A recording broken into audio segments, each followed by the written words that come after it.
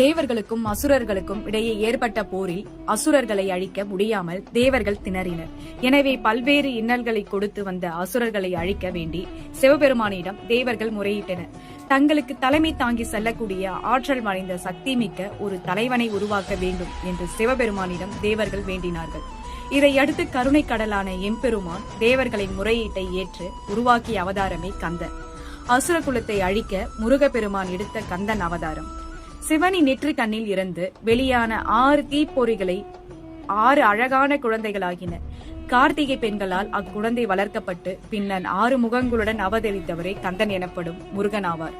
சிவபெருமானின் தேவியான அன்னை பார்வதியின் தேவியானவள் ஆண்டி கோலத்தில் பழனிமலையில் வீற்றிருக்கும் முருகப்பெருமானுக்கு ஞானவேல் வழங்கியது தைப்பூச நாளில்தான்.